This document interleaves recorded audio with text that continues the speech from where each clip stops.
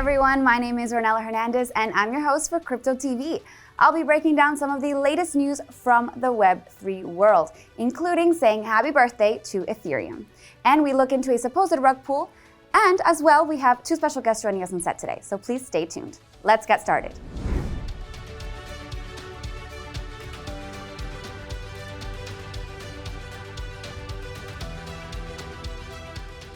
One of the most famous cryptocurrencies in the world turned 8 years old on July 30th, 2023.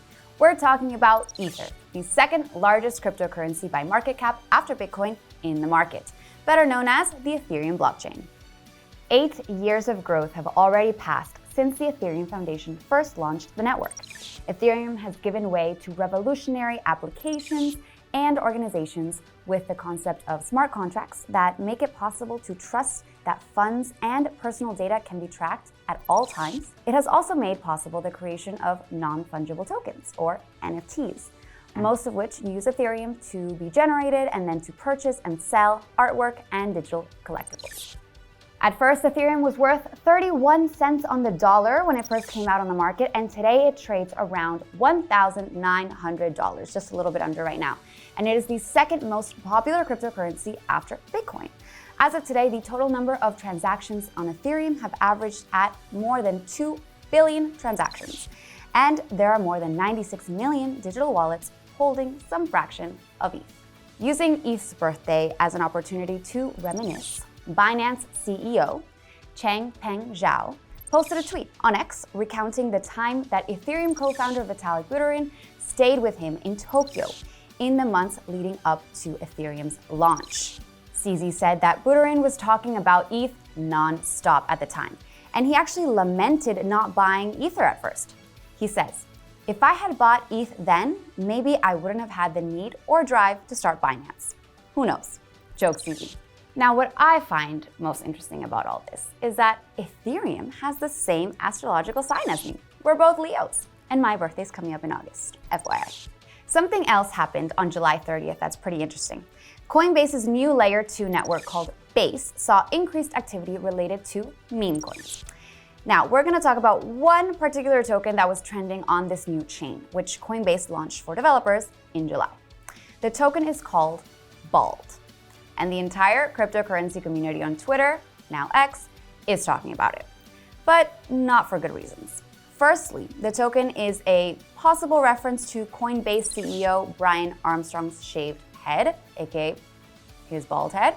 And secondly, BALD rose nearly 3,000% trading via the decentralized LeetSwap exchange, and it made up more than half of LeetSwap's daily trading volume that day. But then it plunged in value by almost 90% the next day. This led to some conspiracy theories. Immediately, crypto Twitter thought that BALD was a rug pull, which is a type of scam where developers seek to attract investors and then abandon the project with the funds that it raised. People thought that the developer, named BALD on Twitter, was pulling the liquidity. So he actually tweeted that he had been adding liquidity in smaller batches of ETH. But then conspiracists thought that the rug puller must be, for some reason, Sam Bankman-Fried, or SBF, FTX Exchange's former CEO, now currently under house arrest, and that he was secretly pulling the strings of the new meme coin BALD on Base. This guy thought that it was SBF because one of his reasons included BALD's developer using the same sentence structure in tweets and similar sounding posts on DYDX, which made him conclude that it was SBF. But this is highly unlikely because SBF has very limited access to electronics and apparently he uses a flip phone, according to his friends. Turns out that the DEX LeetSwap was having some issues. It tweeted that some pool liquidity might have been compromised and we temporarily stopped the trading to investigate. While this reason isn't as exciting as the conspiracy behind SBF, it just goes to show how decentralized exchanges are perhaps the wildest thing to be found in the cryptocurrency world. DEXs are a common place for meme coin mania to take hold, and anyone can create a token. And with no strict parameters on which ones are traded, seems like the wild, wild west. Even BALD's developer ended up stating that he prefers to wait as long as it takes until there's a reputable DEX with at least somewhat low chance of exploit before adding back a very modest amount of liquidity, he said. He also added that For those who still want to trade balls, you will probably lose all your money if you somehow haven't already, and that this is a meme coin. There is no roadmap. The fundamental value of this token is 0. There is no ball team. There is only a deployer and an immutable contract. Thanks for the reminder, Bald Baseball. He will also apparently be donating the profits to nonprofit organizations that have gone unnamed.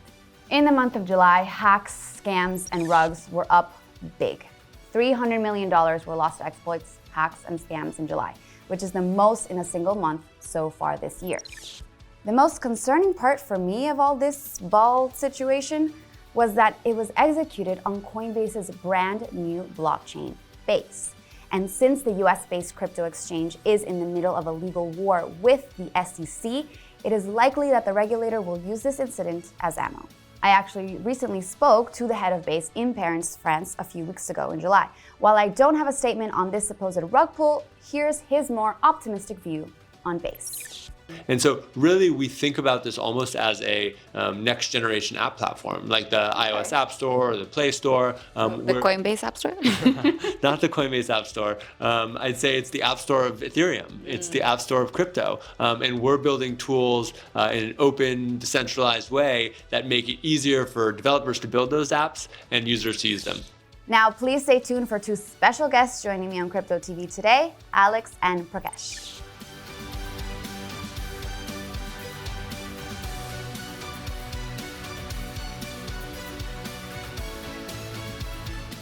Hey guys, joining me today we have Alex, who's on the faculty of UCLA, and then we have Prakash, the CEO of Enjinstarter. How are you guys? Fabulous. Thanks for having us. Yeah, I wanted to start off with an easier little question and ask, what was your first investment in crypto and when? My first investment in crypto was at the age of 16, 17 on Ethereum. Prakash? Same, yeah. I participated in the Ethereum ICO back in the day. I wish I put in more, but it was a good experience and, got to learn more about the space. So Ethereum was also my first investment. In 2017, my dad actually was the one who wanted me to buy it. Amazing. Yeah. And it's actually Ethereum's 8th birthday. Do you guys know that? That's this right. year? Yesterday. Yeah, Yeah. It was in India. Right. That's right. That's right. It Saw started in India. pictures of him. Yeah. That was on Sunday. Okay, and now next question. Do you guys have any horror stories from investing in crypto? Could be any scams you were involved in or something that just went totally wrong that you can share with us. I would spend the rest of this talking about the bad ones.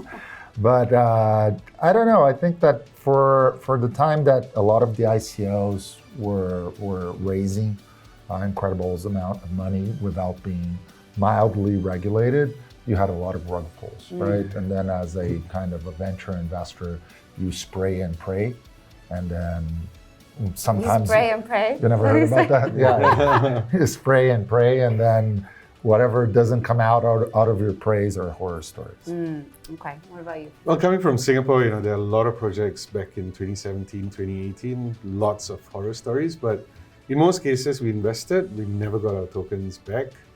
Only to realize, the founders were trading, selling it, doing OTC trades, and as early investors, we never got anything out of it. Oh, sorry about that. Well, we learn and we move on. Okay, now I know you guys also do the crypto event circuits, and you're always going to different meetups and conferences. So I wanted to ask, what's been your favorite event so far? Or maybe your most memorable ones that you've been to or participated in? I would say that on my end was the World Economic Forum, when they started onboarding crypto in the crypto community through the Global Blockchain Business Council. That for me was a tipping point of high-level institutional players adopting crypto. Okay, and what about you, Prakash? Personally, I would say it was NFT LA in 2022. I think the vibe there was great, the space, the way it was organized. And the after parties. Actually, last year. Amazing. Yeah, last year. Yeah. I think that was like the best. It's all in one place, and it was very well organized, and met a lot of good people, good vibes. So I would say NFT LA. There's a lot of celebrities also that made That's right. appearances there on stage. I remember. That's right. Yeah. I think mine would have to be South by Southwest, which was not too long after Sure. NFTLA, just because it was my first time there and it combined everything, right? So from crypto to movies to music. So that was a good one for me. All right, now let's get into the meat of things. Prakash, I wanted to start with you because I know that you run a crypto launchpad. That's right. So if you could just break down what exactly that means. Sure. What is a launchpad? Sure. So, we run a platform called Enjinstarter. We did our own IDO in October 2021. Since then, we've supported over 80 projects. Okay, so IDO means initial DEX offering. Yeah. So we're primarily a crowdfunding platform, but our community buys and holds our tokens. The more that they hold, the higher allocations that they get. And then we go out and seek early stage investment opportunities, either in tokens or on NFTs. We put them on our platform. Our community comes in, they purchase and they own those tokens. And that really goes back to the vision of what we had, where we wanted to democratize the whole VC space and bring these opportunities to the retail market. And that's primarily what we've been doing over the past 2 years. Okay, let's talk about the VC space because I know, Alex, you also run your own, you're the managing director for 7cc Blockchain Investments. So maybe we could go into how maybe you've adapted your investment strategies from the bull market to the bear market. So you can start with you, Alex. Yeah, we've been in the space since 2017 primarily. We've done a lot of things. I usually quote one that was surprising to me back in 18. We went to buy a Bitcoin mining company in North Siberia. Okay. That was an impressive experience to get out there. But I think that obviously making money on bull markets, that you have, you don't need to do anything right?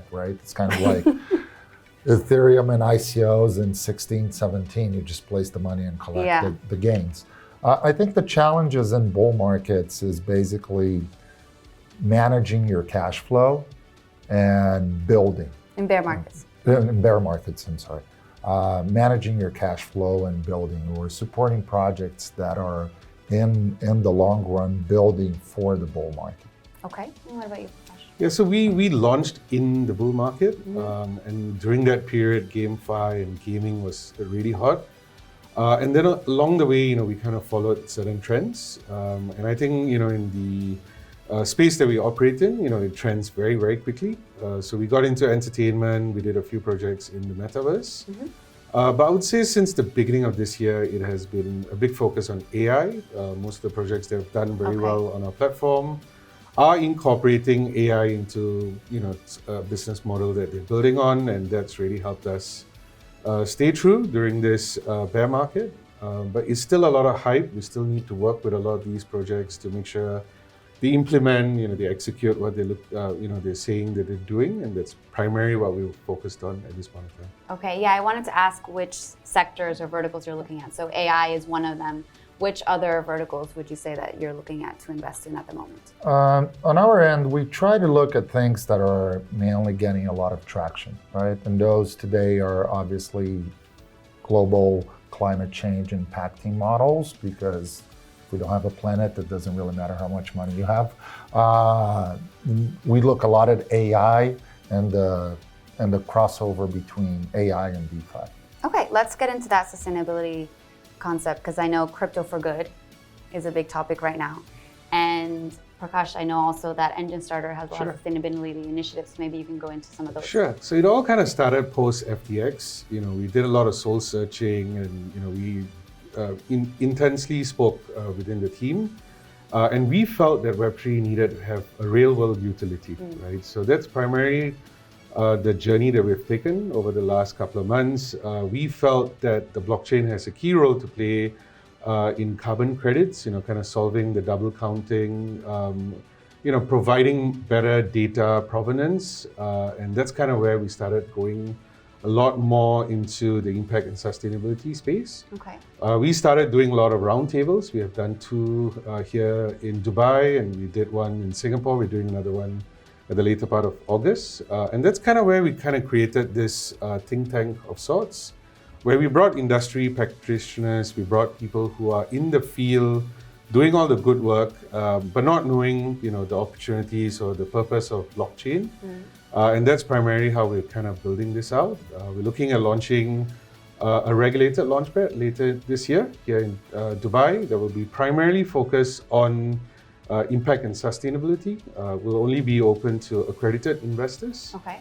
But this is where we want to, go around the world, source for quality projects that are really having a triple bottom line, right? Where they're doing good for the environment, they're also profitable, and they look good doing it because it's going to help the planet. And why is blockchain a solution for these types of environmental issues? From an academic point of view, one of the biggest issues with carbon credits is provenance, right? And the ability of you not buying one that already has been sold. So if you utilize the technology of creating tokens that are immutable and single, you can track the provenance through on-chain, which is still a thing that everybody's working on. Sure. You can talk a lot more about it than I can, but I think that the technology in itself is a disruptor. And we're seeing this with the TradFi and the traditional legacy validators of carbon credits like Vara and Gold Standard, which are looking at that technology and are seeing their business being disrupted. Okay. And then did you want to add anything about? Yeah, sure. I mean, one key thing that really got us excited is the funding gap that exists in climate finance. And we come from the Web3 space where, during the bull market, just a few graphics of monkeys can raise a whole lot of money. Sold like pancakes, yeah. So we felt that, if the Web3 community can come and do what's good, where we can bring the community together, we can educate people, and we can all participate in a very crowd-funded way. We can actually do good both online and offline. And that's primarily what we're building for. Okay. And then I did want to talk a little bit about crypto hubs, because I know that Enjinstarter is based in Singapore. Sure. And then Alex, you're based in the US, but also have a focus on LATAM. So maybe we could compare the crypto markets and the crypto communities in these places. We can start with you, Prakash. Sure. So I'm very fortunate to having been Singaporean and having seen how the crypto industry evolved. But one key thing that is still a challenge back in Singapore is regulations. Right? And the reason why we're currently setting up here in Dubai is that they have been very forward-looking from a regulatory perspective. We ourselves have been going through that process where it's a very consultative approach that we have with the regulator. They sit with us, they understand what our business model is, how is it that we're operating, and they've been guiding us in terms of what potential regulations that we can get. I, for one, do believe that in order for us to thrive in this space, we definitely need to have regulations.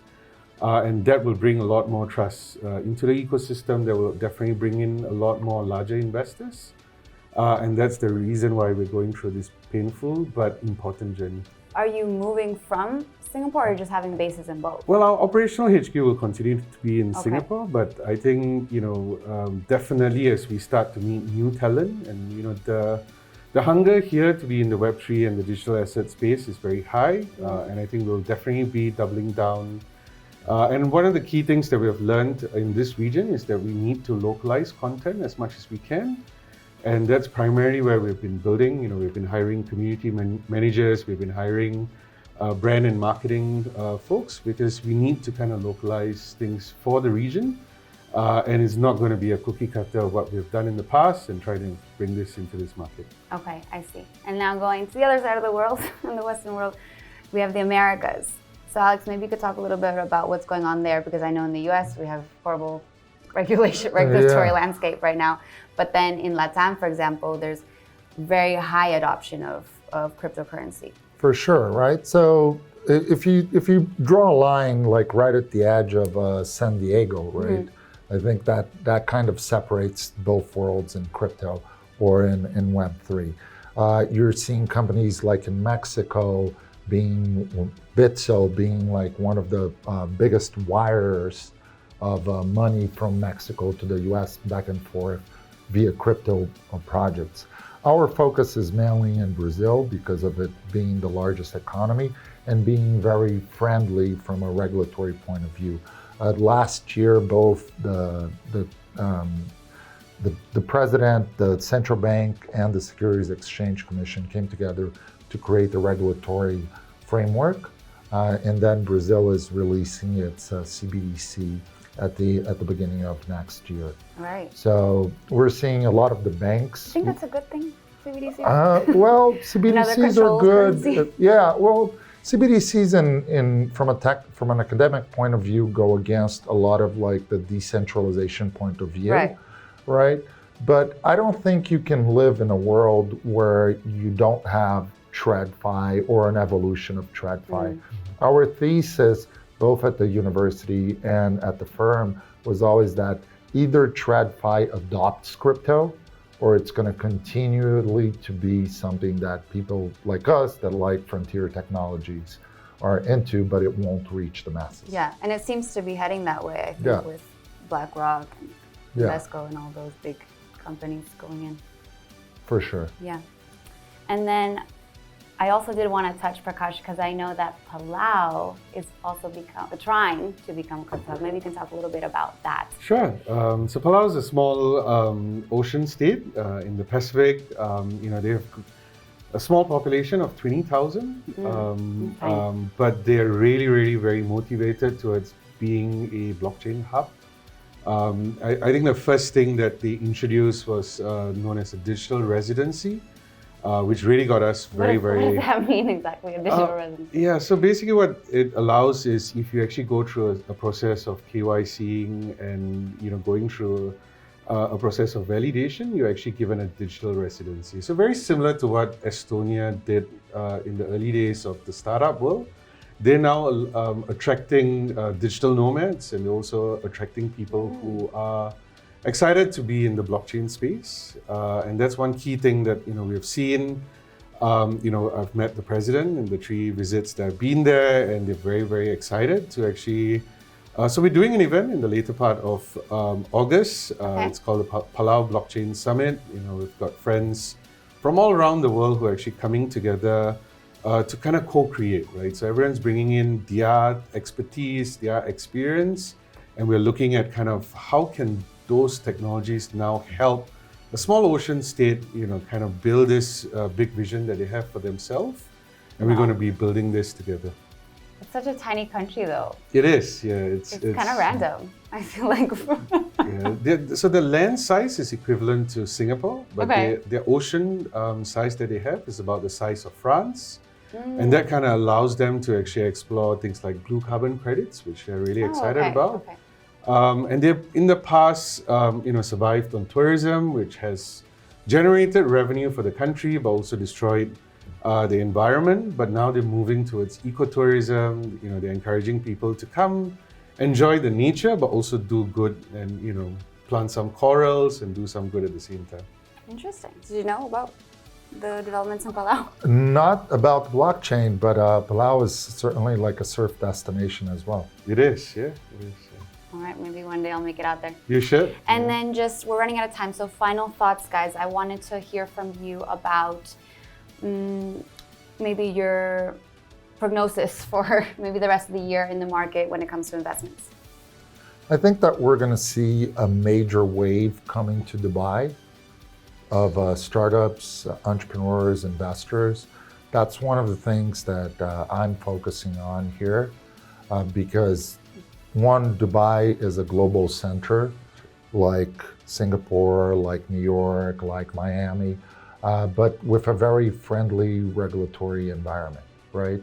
And also a very strong and forward-thinking government that's looking to regulate things the right way. So we believe in our thesis that Dubai is going to become, if not the major, one of the major crypto hubs for the next foreseeable future. Okay, what about you? I'll second that. I mean, we definitely see smart people and smart money moving into the space. It was the same thing that we saw in Singapore in 2017, but we're seeing that happen in a much bigger speed at this point of time and in terms of size. So we definitely feel that Dubai is going to be that big hub, but I think it's more also looking into the region. So we see Dubai as a launchpad into the GCC region, but this is where we can learn and adapt in a very comfortable way, and eventually look at localized strategies that will actually take us to the rest of GCC. All right. Well, thank you guys so much, Alex and Prakash, for your time today. It's a pleasure. Yeah, And was a everyone, pleasure. please stay tuned for the rest of CryptoTV. Now let's take a quick look at how the markets are doing. Today's crypto market report. Bitcoin's price stays steady around $29,000. The price of Litecoin has been going down and is at $83 today. Ethereum is also down this past week and is currently trading at $1,830. Solana is up slightly today, hovering around $23. And that's all for today, folks. Please remember to hit that like button and leave your thoughts in the comments below. Until next time.